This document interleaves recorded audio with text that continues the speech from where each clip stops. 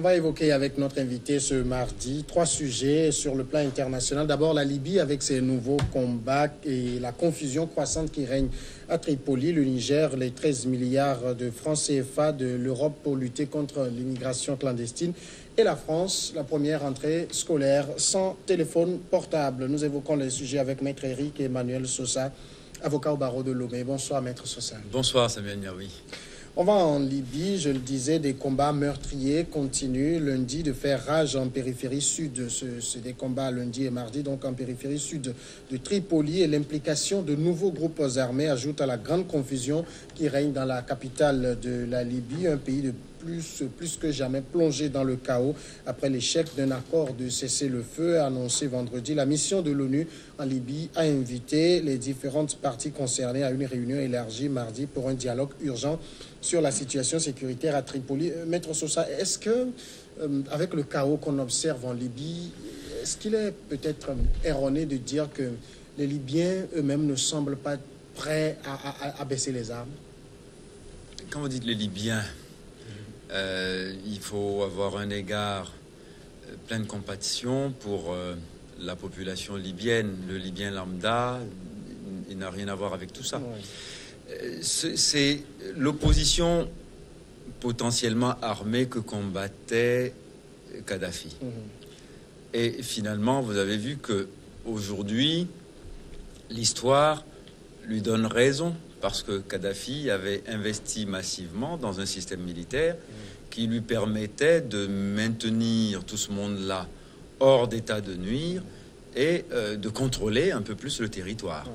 Et aujourd'hui, vous voyez, on voit le résultat. Les armes sont partout et on croit négocier avec des gens avec lesquels on peut constituer un agenda, et aussitôt qu'on a signé un cessez-le-feu, d'autres personnes prennent les armes. Et il faut les rechercher à nouveau et trouver avec eux un nouveau modus vivendi et peut-être aussi les termes d'un calendrier de paix. Donc c'est inquiétant. Mais est-ce qu'il faut aller toujours chercher les causes de ce chaos dans la communauté, enfin la France et tous ces pays qui sont venus déstabiliser la Libye?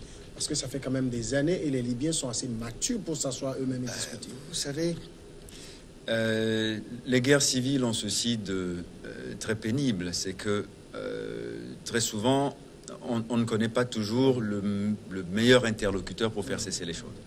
C'est-à-dire qu'en fait, le plus fort, c'est celui qui possède des armes, c'est tout. Et voyez, quand vous avez une guerre symétrique avec un ennemi connu, étranger, bon, à un moment donné, c'est uniquement la supériorité militaire qui met fin au combat. Alors que là, vous avez une guerre qui est tous azimuts, avec à chaque fois des foyers belliqueux qui peuvent se réveiller d'un peu partout. Et vous ne savez pas exactement qui est le chef commandant de ceux qui attaquent de ce côté-ci. Donc, du coup, c'est plus compliqué à gérer. Vous avez vu, on a vu la guerre civile en Angola a duré 22 ans. Au Mozambique, c'était à peu près pareil. On a fait presque 2 décennies de guerre civile après l'indépendance. Et le résultat, c'est que c'est seulement quand les hommes politiques décident de se mettre autour d'une table que la guerre cesse. Or, ici, nous avons des gens qui ne sont même pas d'accord sur ce que représente la Libye pour eux. La Libye du général Haftar n'est pas la Libye de Fayez al-Sarraj. Oui, de Fayez al-Sarraj. Non, ils n'ont pas du tout la même conception de l'État libyen. Donc, du coup, ça pose un problème. Et qui va céder quoi à qui? C'est là le problème. Donc, en fait, la seule façon de régler le problème, c'est que l'un parmi eux gagne sur l'autre. Et c'est la supériorité militaire qui va finalement résoudre le problème, parce qu'on n'arrive pas à se mettre d'accord sur un dénominateur commun. Mais là, ce nouveau regain de tension qu'on observe depuis quelques jours, qui a déjà fait 47 morts, on ne parle plus du maréchal Haftar, on parle de groupes armés, de groupuscules qui ne se revendiquent véritablement ni de l'un ni de l'autre. Exactement, c'est ça. On est en train d'approcher l'anomie. C'est-à-dire, là, c'est le chaos total. Plus personne ne contrôle personne, plus personne n'a une autorité véritable sur un territoire déterminé. Et voilà pourquoi le sujet libyen est un sujet de grande préoccupation. Et à qui profite ce chaos? Mais malheureusement, à une bande de criminels, simplement. Pas à grand monde. Le bénéfice politique de ce chaos, il est médiocre. C'est vraiment la Libye livrée à des bandes armées, à qui mieux, celui qui a une supériorité militaire précaire sur un domaine, une portion de territoire, l'exerce jusqu'à ce qu'il soit expugné. Et la solution est aussi assez difficile à trouver aujourd'hui. La France a proposé des élections, mais dans ce contexte, on n'imagine pas qu'il y ait des élections. Exactement. Alors, on va d'abord faire le recensement où, on va constituer les listes électorales comment, les partis politiques vont faire campagne comment, qui va recevoir telle investiture, à quel endroit, etc. Donc, vous voyez que c'est pas la solution. Alors, ce ne sera pas la démocratie électorale. La solution française, elle ne marche pas, et que l'Union africaine est complètement à faune, le Maghreb ne se bouge pas beaucoup, d'où viendra la solution? Il faudra bien qu'elle vienne quelque part et qu'elle trouve, à mon avis, sa source dans une inspiration africaine. Parce que la Libye, qu'on le veuille ou non, c'est un pays qui compte et qui est cher à l'Afrique et qui compte dans le Maghreb. Et il faut absolument réussir à trouver des moyens diplomatiques plus efficaces pour résoudre l'équation libyenne, parce que c'est un crève-cœur. Un crève-cœur de voir que ce pays qui a été parmi les plus prospères, vous vous souvenez que la Jamaïria avait un système socialiste qui était très efficace, le meilleur taux d'éducation, d'alphabétisation, la couverture sanitaire et sociale parmi les plus élevées, une politique de logement qui permettait à tout Libyen qui se mariait de demander à bénéficier d'un programme d'accès à l'habitat, etc. Toutes choses qui ont complètement disparu du jour au lendemain. On a beau dire, mais il faut insister suffisamment dessus. La Libye était le seul pays africain qui investissait dans les autres pays africains. C'est-à-dire qu'aujourd'hui, on est en train de courir chercher des investisseurs chinois, allemands, anglais, etc. Or, la Libye avait comme politique, c'était dans les gènes de la Jamaïria, de secréter du bénéfice net dans les investissements en Afrique. Vous voyez, et on aimerait avoir beaucoup de pays dont les dirigeants africains aient cette inspiration-là. Bon, c'est vrai, il y avait c'est vrai, tout cela était couvert enfin, ça cachait parfois des velléités de prosélytisme religieux. Mais bon, personne n'est dupe. À part Omar Bongo qui s'est laissé convertir et qui a continué à vivre en bon chrétien, très peu de chefs d'État africains ont joué le jeu de l'islamisation. Ils sont restés très bons amis avec Kadhafi, qui a continué à faire des choses belles et généreuses dans leur pays. Alors, quand on voit quand même la Libye sous Kadhafi, est-ce que la Libye est devenue aujourd'hui...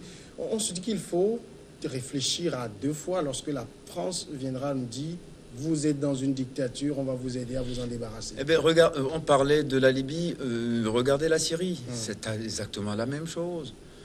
Dès que l'Occident décrète que vous êtes non grata et qui vous fait faire la guerre, quelqu'un disait souvent, quand mon colon me trouve des qualités, c'est que je vous ai trahi. Quand il ne me... Bon, voilà, c'est ça, c'est Couturé. Lorsqu'il me déteste, alors je vous suis fidèle. Voilà. C'était un peu ça, Kadhafi. Alors, nous allons évoquer le second sujet qui a aussi un lien avec la Libye, c'est le Niger. L'Union européenne a versé son aide de 21 millions d'euros, près de 13,775 milliards de francs CFA au Niger pour l'aider dans la lutte contre l'immigration clandestine vers l'Europe et la sécurité intérieure, selon un communiqué publié par les autorités nigériennes.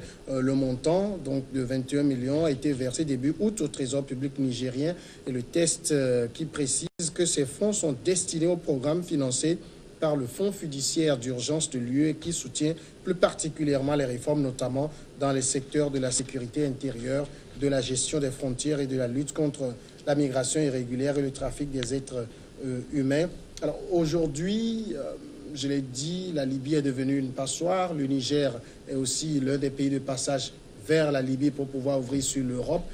Est-ce qu'il suffit simplement de donner de l'argent pour sécuriser les frontières, pour espérer freiner cette immigration clandestine? Vous avez répondu vous-même, je suppose. Forcément non. Et c'est malheureux d'en arriver là.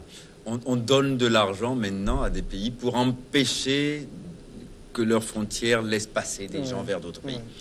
On aurait pu espérer ces investissements dirigés vers l'éducation, les écoles, les métiers, pour stabiliser cette population qui a la velléité de partir dans les pays où ils sont. Vous voyez, décourager la volonté de partir, décourager les candidats à l'immigration sur d'autres arguments que les arguments uniquement sécuritaires. Mais malheureusement, non, c'est pas la direction que ça prend. On préfère investir dans la sécurité, c'est-à-dire des moyens de coercition pour les repousser, mais des moyens pour leur permettre d'espérer avoir un avenir dans leur pays. Ça, non. Donc, on prend le problème du plus mauvais bout, en fait. Et c'est pour ça que, bon, là, encore une fois, ça n'a jamais réussi. Hein. Voyez, vous contenez des gens qui sont désespérés dans un endroit, ils n'auront de cesse qu'à vouloir briser les barrières pour sortir. Donc, ils trouveront d'autres moyens de partir par d'autres frontières. Voyez. Alors, selon quand même des statistiques européennes, il y a environ 90% des migrants d'Afrique de l'Ouest qui traversent le Niger vers le parcours européen passant par la Libye. 90%, quand on voit le nombre qui passe, on s'imagine pouvoir les contenir dans un pays, éventuellement les repousser. Pour le Niger même, ça risque de poser un problème sérieux. Forcément, oui. C'est pour ça que je dis, non seulement ça sera contre-productif, mais ça sera dangereux à la longue, parce que c'est autant de gens que vous gardez confinés, et à un moment donné, mais ça peut exploser, et ça peut exploser de toutes les façons. Et ils sont à la proie à la manipulation djihadiste, et ça peut donner toute forme d'éléments de dangerosité. Alors, ça va prendre quelle forme? C'est-à-dire quoi? On va construire des camps de rétention ou des camps de concentration pour les retenir? Je n'ai aucune idée de comment ils entendent faire ça, mais bon, quand on dépense 13 milliards de francs CFA dans des dispositifs dissuasifs pour empêcher les gens de partir, je suppose qu'on intègre dedans la construction de possibles camps de concentration. Oui, vous voulez faire autrement? Comment? Si on les renvoie, ils vont revenir. Donc il faut, pour les empêcher d'avoir envie de revenir, les contenir quelque part, au moins temporairement, avant de les expulser. Vous voyez, ça donne... Vous allez voir qu'on va encore rentrer dans des schémas dramatiques où ce qu'on reproche aux autres de faire contre nous, nous le ferons nous-mêmes parce qu'ils nous auront donné de l'argent pour le faire. Donc ils sous-traitent en fait la maltraitance qu'ils ne veulent pas se faire reprocher. C'est tout. Est-ce que vous n'avez pas l'impression que l'Europe se bouge beaucoup pour éviter d'avoir ce flux humain chez lui, mais l'Afrique qui se vide ne semble pas beaucoup préoccupée, ne se bouge pas beaucoup? Je ne sais pas si l'Afrique ne se bouge pas. Vous savez, c'est compliqué. Ceux qui fuient, qu'est-ce qui les fait fuir? La misère, sans doute. Parfois... L'insécurité, parfois aussi la désespérance, parce que un garçon de 20 ans qui se dit mes parents ont une vie difficile, ils sont pas misérables, mais ils ont une vie difficile et je n'ai probablement aucun avenir ici parce que je ne suis pas de tel parti, parce que je ne suis pas de telle tendance, je ne suis pas de ceux qu'on favorise habituellement. C'est pas la misère qui le fait fuir, c'est le désespoir. Si vous voulez, quelque chose a été cassé en lui qui est essentiel à la vie de tout un chacun. Espérer et avoir les moyens de se projeter dans l'avenir. Quand on n'a plus ça, et que le seul recours qui reste, c'est d'aller tenter sa chance ailleurs, c'est une forme de misère qui est beaucoup plus grande que la faim, je pense. Mais, la faim, c'est immédiat, on peut le résoudre. Mais quand vous n'avez pas de vision d'espérance à plus long terme, quand vous êtes jeune, c'est carrément dramatique. pourquoi ces jeunes qui partent, même si on les comprend, ne prennent pas le problème dans l'autre sens? C'est-à-dire, au lieu de fuir, on affronte. Et on se débarrasse du blocage, en fait. Bien, on affronte comment? Vous savez, affronter, ça veut dire, à un moment donné, bon, vous ne pouvez pas le faire seul, d'abord. Donc, à un moment donné, vous devez rejoindre un groupe d'hommes et de femmes qui veulent mener une action en vue de faire changer les choses. Donc, ça veut dire, vous avez une implication politique. Et tout le monde sait que dans beaucoup de pays d'Afrique, faire de la politique est mortifère. Donc, faire de la politique, si ça vous expose à mourir plus jeune, ben, vous vous astreignez à subir simplement ce qui est votre lot quotidien et celui de vos contemporains. Donc, du coup, ben, vous vous résignez à fuir. Et c'est toujours une fuite en avant. Donc, on fuit toujours quelque chose. Et c'est pas uniquement... Quand on dit c'est la misère, je ne suis pas toujours d'accord avec ça, parce que la plupart du temps, non. Vous voyez, bon, prenez des jeunes Ivoiriens, des jeunes Maliens. Y a-t-il la faim au Mali? La famine en Côte d'Ivoire? Non. Non. Et pourtant, on nous vante tout le temps que l'Afrique, c'est le continent des opportunités. Mais des opportunités pour ceux qui viennent les chercher. Mais on ne les crée pas pour nous, malheureusement. Non, écoutez, on le dit tout le temps. Ben non. Quand, à chaque fois que vous aurez des politiques tournées vers l'attractivité de l'Afrique pour des investisseurs étrangers, ne vous étonnez pas. L'investisseur étranger, il ne vient pas pour régler vos problèmes sociaux. Il vient pour régler, lui, ses problèmes d'expansion. Il veut conquérir des marchés pour gagner plus d'argent et donner plus de bénéfices et de dividendes à ses actionnaires. Alors pourquoi vous voulez qu'il se préoccupe de vos enfants? Non, c'est pas ça, c'est pas son problème. Son business, c'est venir vous construire des routes, endettez-vous pour les payer. Et lui, bon, quand il a fini, il s'en va. Il ramasse ses affaires, il s'en va. C'est ça. Troisième sujet, c'est la France. Plus de 12 millions d'élèves ont repris ce lundi le chemin de l'école pour une rentrée marquée par l'interdiction de portables dans les écoles primaires et les collèges, une promesse électorale du président Emmanuel Macron. La proposition de loi adoptée fin juillet interdit l'usage de tout objet connecté, portable, tablette, montre, dans les écoles et collèges, établissements scolaires dont les élèves en France ont jusqu'à 14 à 15 ans. Alors, déjà, est-ce qu'il faut saluer une telle mesure, Maître Sosa? Mais moi, j'applaudis, mais avec jubilation. Il était temps que ça arrive. Parce que, vous savez, bon, il ne faut pas qu'on se méprenne sur les propos que je vais tenir, parce que c'est un peu rétrograde, je l'admets. Mais le modernisme a à chaque fois son pendant négatif. Et vous voyez, des enfants qui ont besoin de se construire, qui ont besoin de travailler leur imaginaire et qui sont submergés à longueur de temps par des images, des sollicitations incessantes, qui même n'arrivent pas à cultiver la capacité à interagir avec les autres. Alors, il faut les voir dans les cours de récréation. Tout le monde est avant, les récréations de mon enfance et de mon adolescence, on chahutait, on se chahutait, on était en groupe et en communion avec les autres. Mais aujourd'hui, non, ils sont isolés, complètement calfeutrés dans leur portable. Et finalement, ce petit rectangle est devenu leur seul espace d'imagination. Alors, on attend vivement que le cours s'arrête pour pouvoir retrouver son élément récréatif préféré, c'est-à-dire son portable. Et donc, c'est devenu finalement l'alpha et oméga et le monde réduit à ce petit rectangle de quelques centimètres carrés. Et finalement, ils sont d'une imagination appauvrie parce qu'ils n'ont pas le temps de désirer quelque chose. Ils l'ont spontanément. Quand vous leur posez une question, la dernière fois, j'ai des petits-enfants qui sont adolescents. On était en train de regarder la télévision. Un gamin qui est en classe de 3e. On parle de Ankara. Je demande, mais où Ankara? Écoutez, réflexe, mais il prend son portable, il cherche sur Wikipédia.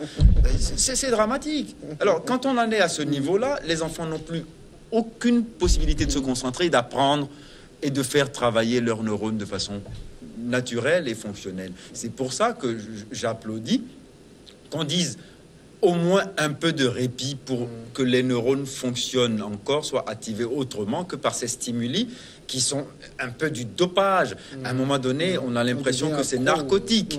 C'est à ce niveau. On est drogué à cette chose. Même nous, les adultes, on n'est pas épargnés. Alors vous imaginez des enfants qui ne sont pas encore complètement construits. Normalement, l'âge médical pour pouvoir manipuler ce genre d'appareil et avoir cette espèce de prothèse pour se faire fonctionner son cerveau, normalement devrait être de 12 ans. Ça, c'est des Lancet qu'il a dit, dans des études qui ont été publiées. Normalement, avant 12 ans, pas de tablette, pas d'éléments de stimuli électroniques, normalement. Vous savez, les enfants de Bill Gates, de Steve Jobs, etc., et en Californie, vont dans des écoles où il n'y a pas de portable, où il n'y a aucune tablette. C'est toujours à la craie qu'on fait leur éducation à eux. Ce sont leurs parents qui ont inventé ces appareils, et leurs enfants en sont épargnés pendant la journée. Et on contrôle l'accès à la maison. Vous voyez un peu où ça va, comment c'est cynique. Et nous, nos enfants, on croit qu'on leur fait des cadeaux somptueux en leur achetant des tablettes à 300 000 francs pour Noël. Mais franchement, non. Non. Je veux qu'ils retournent à ces fables de La Fontaine et qu'ils les apprennent par cœur encore. Après, on pourra faire des jeux interactifs sur la tablette s'il veut. Mais si vous lui donnez ça, il n'a pas la disposition d'esprit pour apprendre une seule fable de La Fontaine. Ils ne savent même pas retenir les textes d'une chanson entière. À la fin de la journée, ils ont déjà oublié la chanson qu'ils ont appris à l'école le matin. C'est dramatique. Vous êtes ensemble à la maison, en train de regarder la télévision, ils ont tous l'œil rivé sur leur portable. Ils vous parlent même pas. À la maison, ils savent même plus parler aux parents. On est devenus des ennemis. Mais alors, une mesure qui s'applique au milieu scolaire, est-ce que ça suffit pour ramener ces enfants à la réalité sociale? Il faut bien commencer par un endroit. Et l'école, je pense, doit être la matrice primordiale. Où ça doit se passer. C'est-à-dire que quelque part, il faut une forme d'éducation.